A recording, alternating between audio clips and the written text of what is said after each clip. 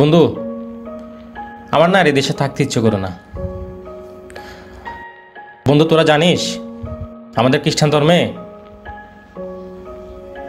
এই যে দর্শনের শাস্তি অথচ ভয়ঙ্কর, অথচ জঘন্য, অথচ সেই ধর্মের কথা কেউ না শুনে দর্শনের মতো নিকৃষ্টতম কাজটা একের পর এক করেই যাচ্ছে, নরবশ হয়ে যাচ্ছে। আরে বন্ধু, তোর ধর্ষণের কথা বলছিস? মহান আল্লাহ পাক রব্বুল আলামিন পবিত্র কোরআন শরীফে সূরা নূরের 2 নং আয়াতে ইরশাদ করেছেন, ব্যভিচারিণী ও ব্যভিচারী প্রত্যেককে 100 কষাঘাত করিবে। আর আমাদের ইসলামিক শরীয়ত মোতাবেক ধর্ষণকারীদের জন্য রয়েছে কঠিনতম শাস্তি।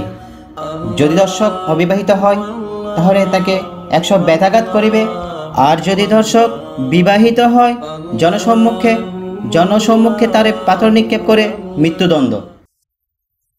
ধর্ষণ সম্বন্ধে আমাদের হিন্দু ধর্মে স্পষ্ট বলা আছে, যত্র নার্যস্ত পূজান্তে রমন্তে তত্র দেবতা যথাস্ত ন পূজান্তে সর্বাস্ত্র ফলা।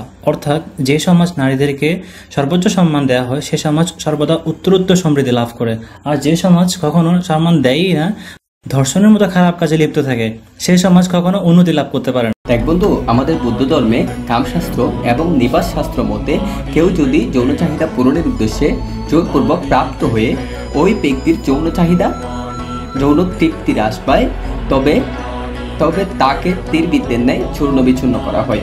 দেখ বন্ধু, আমাদের বৌদ্ধ ধর্মেও কিন্তু এর শাস্তির ব্যবস্থা রয়েছে। তার মানে আমাদের প্রত্যেকের ধর্মে একজন দর্শকের সর্বোচ্চ শাস্তির বিধান আছে। তারপরও কেন প্রতিনিয়ত আমাদের মা বোনেরা ধর্ষণের শিকার হচ্ছে? আমার কি প্রশ্ন, কারাই দর্শক?